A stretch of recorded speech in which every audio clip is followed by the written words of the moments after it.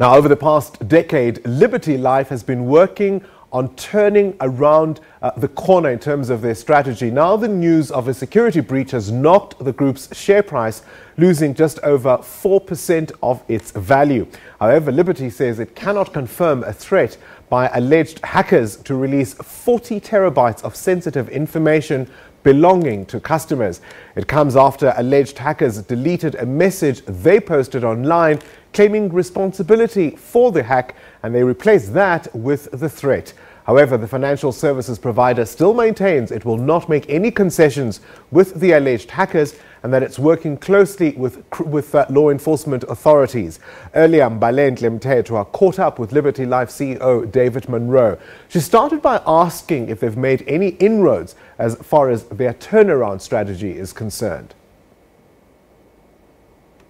As a leadership team, we in Liberty put together a plan to really build the sustainability of our business. We called it a refresh of our strategy, and we also put in place plans and tactics to help turn this business around. And over the last 6 months, we've been working hard on those plans, and we feel we're making progress.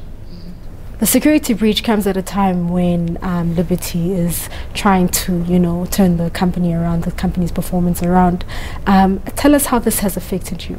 Look, I think this is a critical point. A security breach, as you've described it like this, where somebody has come into our systems and stolen data from us unauthorized and in an illegal fashion, we need to capture it as it is. This is a criminal event, and therefore it's something that you would never expect to take place, and you certainly have to deviate and divert a huge amount of management attention and skill and expertise to dealing with this kind of crisis. The crisis emerged for us very late on Friday evening, and we've been dealing with it on a 24-hour basis since then. And so really I wouldn't look at this as an event that would derail us from the core plan that we have to turn around our business and also to make it sustainable and valuable for all of its stakeholders. The share price has fallen following the news over the weekend of the security breach. What are your views on that? I think it's inevitable that people will look at events like this and have a cause for concern.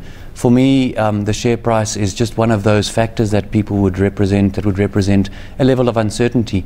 We're most focused on reaching out to our customers and our financial advisors and giving them the comfort and the reassurance that there is absolutely no evidence to suggest that there's been any financial loss to any of our customers or financial advisors, and that all of our policies and contracts remain in force.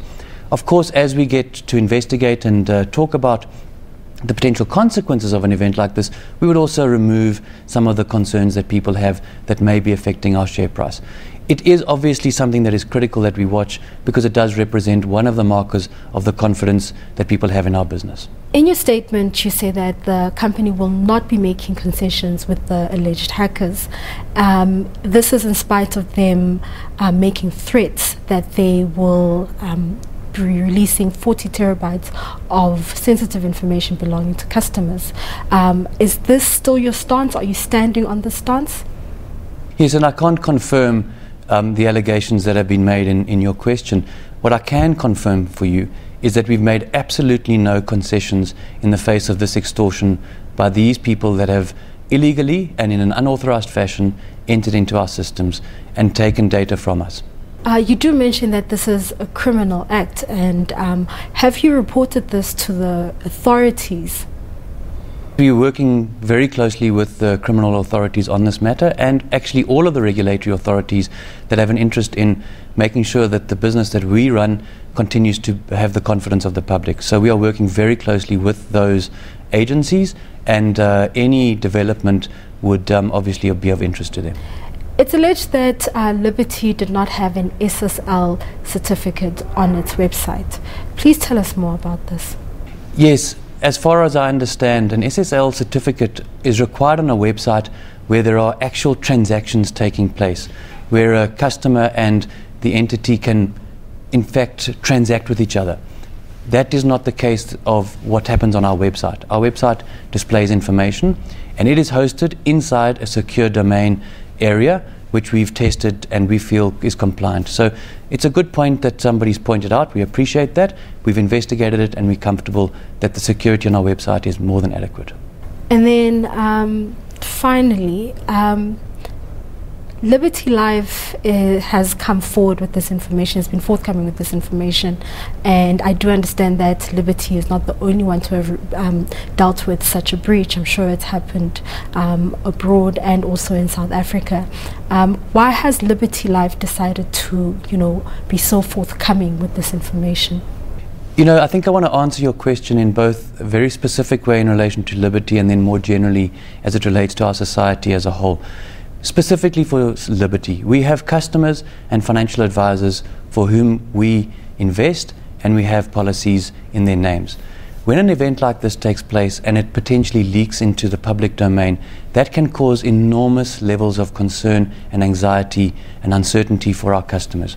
We chose to proactively contact our customers before we contacted the media to let them know that there was something that had happened to us. We wanted them to be aware of that. We also wanted to make sure that the customers knew that we were on top of the situation and they didn't hear from somebody else first. That was why we felt it was important for us to enter the public domain and to share with the public what had happened, most importantly because we were respecting our duty of care to our customers. We also then think generally that this is an issue that society has to be aware of. We as a society are confronted with what we call the digital revolution, the advancement of digital businesses. And as these businesses advance and we all become more proficient to deal with each other online, we have to understand that all of us become more and more vulnerable to cybercrime. This event represents cybercrime. This is the action of criminals. And we needed to make it transparent to everybody that these kinds of things are going to happen. And while the event looks significant for Liberty today, we feel it's critical that everyone in society understands that these events are going to become more prolific. We have to protect ourselves. All of us need to make sure that we look after our passwords. When we work with a company and they ask us to renew our passwords, we must make sure we do that. So it's important for us also to try and show to those stakeholders in our society that are interested in what's happening here that we all have to be proactive to protect ourselves in this digital